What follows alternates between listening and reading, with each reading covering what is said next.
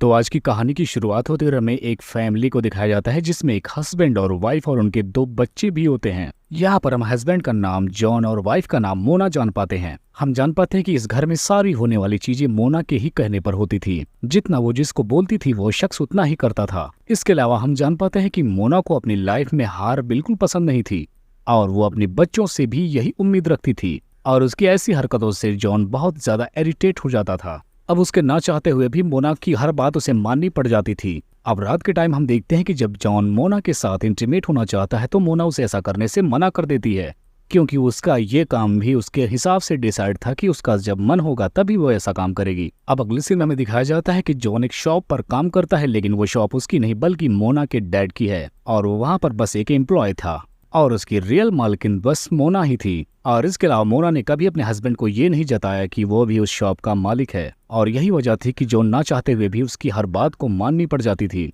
अब एक दिन वो अपनी शॉप पर एम्प्लॉइज के लिए इस्तिहार देता है और तब जॉब करने के लिए जॉन के पास एक लड़की आती है जिसका नाम दृष्टि होता है और ये लड़की दिखने में भी काफी ज्यादा खूबसूरत थी। इसी वजह से जॉन को पहली नजर में ही देखने के बाद वो उसे जम जाती है। अब सीन यहीं से कट होता है और हमें एक गैंग को दिखाया जाता है जो कुछ लोग मिलकर एक आदमी को बांधे हुए थे और यहीं पर टीवी में बगल में जॉन का इंटरव्यू भी चल रहा था। असल में हम जान पाते हैं कि ये गैंग जो होती है ये बड़े लोगों को किडनैप करके उनसे पैसे ऐंठती थी। अब दूसरा दिन लागू होते ही इस गैंग के लोग जॉन और उसकी फैमिली के ऊपर नजर रखने लगते हैं और जॉन की फैमिली को इस चीज की कानो कान खबर नहीं हो पाती। इधर दूसरी तरफ हम देखते हैं कि जॉन और दृष्टि दोनों का एक दूसरे से चक्कर भी चलने लगता है और अब इस रात हम देखते हैं कि जब जॉन की वाइफ उसके करीब जाने की कोशिश करती है तो जॉन खुद उसे मना कर देता है। अब घर का हर काम जॉन के हिसाब से होने लगा था। अब एक दिन हम देखते हैं इनके घर में पार्टी होती है जहाँ पर दृष्टि भी इसका पार्टी में शामिल होती है। यहाँ पार्टी में वो जॉन को एक शॉकिंग न्यूज देती है कि वो उसके बच्चे की माँ बनने वाली है। अब ये बात सुनने के बाद जॉन के पैरों तले जमीन खिसक जाती है। तब यहाँ पर डरते हुए जॉन उसे कहता है तुम्हें इस बच्चे को निकालना होगा क्योंकि तुम्हें पता है कि मैं एक फैमिली मैन हूँ। लेकिन दृष्टि जिद करती है कि नहीं, मुझे ये बच्चा अपने पास ही रखना है। अब रात होने के बाद जॉन अपने एक दोस्त के पास जाता है जहाँ पर वो अपने सारे कारनामे उससे बताता है। तब उसका दोस्त उसे एडवाइस देता है कि तुम उसे कुछ पैसे देकर अपना मामला सलटा लो। अब इसके अगले सीन में हमें दृष्टि को गैंग वाले लोगों से मिलता हुआ दिखाया जाता है, यानी हम जान पाते हैं कि दृष्टि भी इन्हीं गैंग वालों का हिस्सा है। ये गैंग वाले लड़की के सहारे बड़े लोगों को फंसाते थे, फिर उनसे पैसे ऐंठते थे। यहाँ पर गैंग का एक आदमी दृष्टि से बोलता है कि तुम्हें अब जॉन से बस पैसे वसूलने हैं। लेकिन इस बार मामला कुछ अलग था। वो लड़की जॉन से प्यार करने लगी थी। वैसे तो वो जॉन को फंसाने के लिए ही उसकी शॉप पर नौकरी के लिए गई थी, लेकिन अब उसके रिलेशन में रहने की वजह से दृष्टि को उससे प्यार हो जाता है और अब वो उसे फंसा नहीं सकती थी। अब दूसरे दिन हम देखते हैं जब दृष्टि उसकी शॉप पर जाती है तब जॉन बिना कुछ कहे उसे $13,000 देता है, जिसके बाद वो कहता है कि बस अब तुम मेरा पीछा छोड़ दो। अब ये बात सुनने के बाद दृष्टि रोने लगती है और रो रो कर जॉन से बोलने लगती है तुम्हें क्या लगता है मैंने ये काम पैसों के लिए किया? नहीं, मैं तुमसे सच में प्यार करती हूँ। लेकिन जॉन के काफी बार कहने के बाद दृष्टि उन पैसों को ले लेती है। अब दृष्टि सीधा उन पैसों को लेकर अपने आदमियों के पास जाती है जहाँ पर वो लोग पैसा लेने के बाद दृष्टि के साथ बदसलूकी करते हैं और उसे हिदायत दिया जाता है कि तुम्हें अभी जॉन से $25,000 और वसूलने हैं।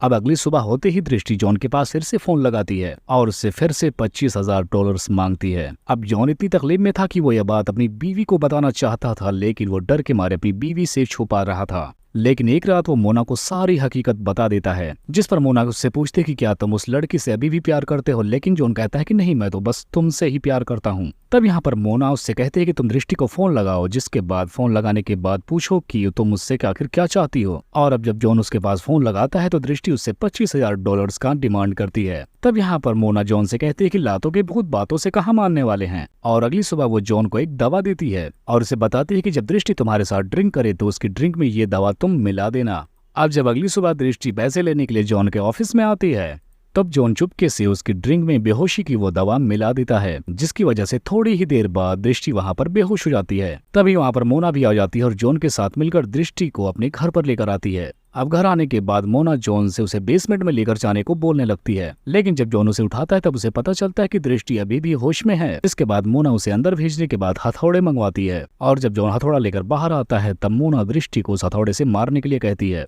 लेकिन इस वक्त वो ऐसा नहीं करना चाहता था। इसी वजह से जॉन से मोना खुद हथौड़े लेकर उसे मारने के लिए जाने लगती है, जिसके बाद मोना उस हथौड़े से दृष्टि के सर पर वार करती है, जिसकी वजह से दृष्टि वहीं पर मारी जाती है। लेकिन मोना का मन अभी भी नहीं भरा था, जिसके बाद वो उसे बेसमेंट में ले जाकर उसकी उसके टुकड़े टुकड़े काट कर अलग कर देती है। इधर हम गैंग वालों को देखते हैं जिनको दृष्टि ना मिलने की वजह से वो काफी परेशान हो जाते हैं। अब अगली सीन में हम देखते हैं कि जॉन जब घर पर होता है तभी वो देखता है कि उसकी एक बच्ची बाहर होती है जिससे गैंग वाले बात कर रहे होते हैं। अब जॉन उनसे बात करने के लिए जब तक भागकर बाहर जाता है तो वो गैंग वाले वहां से निकल जाते हैं। तब जॉन का बेटा उसे एक चिट्ठी देता है जिसमें लिखा था कि तुम जल्दी से जल्दी क्लब में आकर मिलो। तब वो ये बात मोना को बताता है। तब फिर से एक बार मोना कहती है कि मैंने तुमसे कहा था कि ये लातों के भूत बातों से नहीं मानेंगे। अब अगले सीन में हम देखते हैं कि जॉन उनसे मिलने के लिए क्लब में पहुंच जाता है। अब वो लोग जॉन से पूछते हैं कि आखिर दृष्टि कहाँ पर है, जिस पर जॉन बहुत ही सफाई से झूठ बोल देता है। वो कहता है कि मैंने दृष्टि के मांगे हुए पैसे उसे दे दिए, जिसके बाद वो पता नहीं कहाँ चली गई।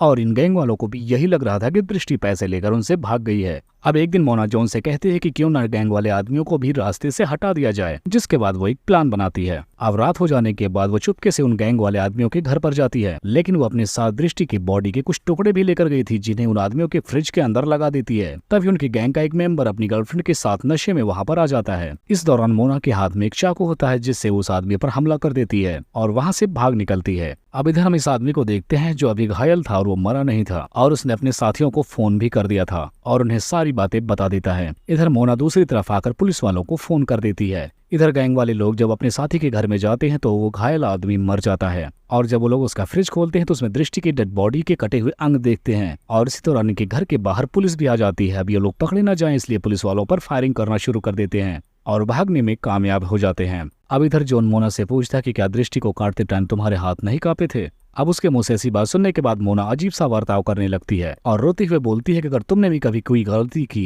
तो तुम्हारे भी मैं टुकड़े टुकड़े करके कुत्तों को खिला दूंगी। अब उसके मुंह से ऐसी बात सुनने के बाद जॉन की भी रूह कांप जाती है और वो फौरन उसके पास आकर उसे गले लगा लेता है। अब सुबह होते ही हम देखते हैं कि जॉन के घर पर पुलिस आ जाती है और मोना के बारे में पूछने लगती है। और जब पुलिस वाले दृष्टि के बारे में भी पूछते हैं तब जॉन बताता है कि हाँ वो मेरी शॉप पर काम करती थी, इसके अलावा उससे मेरा अफेयर भी चल रहा था, लेकिन तुम ये बात मेरी वाइफ को कभी मत जानने देना। इसी दौरान हम देखते हैं कि मोना भी वहाँ पर पड़ोसी का एक कुत्ता लेकर अपने साथ बाहर आती है जो उसके घर में गलती से चला गया था और मोना उस कुत्ते को अपने पड़ोसी को देते हुए बोलती है कि अगर ये कुत्ता दोबारा मेरे घर में आया तो मैं इसके टुकड़े टुकड़े कर दूंगी। यहाँ सारे मौजूद लोग इस बात को मजाक में ले लेते हैं और हंसने लगते हैं। अब अगली सुबह हम देखते हैं कि मोना के बेटे का बर्थडे होता है जहाँ पर बहुत सारे लोग उसके बर्थडे सेलिब्रेट करने के लिए आए होते हैं। और इधर जॉन जब जाकर अपनी फ्रिज खोलता है तो उसमें देखता है कि उसी कुत्ते की डेड बॉडी उसके फ्रिज में है। इसका मतलब उसने उसके डॉग को भी मार दिया। अब इसके अगले सीन में हम देखते हैं कि मोना का बेटा बार बार उस गेम में हार रहा था जिसकी वजह से मोना को काफी ज्यादा गुस्सा आ जाता है। इसी दौरान जॉन जब बाहर आता है तब वो देखता है कि मोना ने अपने बेटे से वो स्टिक ले ली है और वैसा ही खेल रही है जैसा मोना उसे बता रही है। अब मोना की यह हरकत देखने के बाद जॉन सोचता है कि कहीं मोना मेरे बच्चों को भी अपनी तरह ना बना दे। अब इसके बाद जॉन मोना को अपने रास्ते से हटाने के बारे में सोचने लगता है, जिसके बाद वो अपने घर के अंदर आता है, शॉर्ट सर्किट कर देता है। इसके बाद वो घर की गैस को भी ऑन कर देता है। अब जब मोना घर के अंदर आती है तो जॉन उसे कॉफी बनाने के लिए बोलने लगता है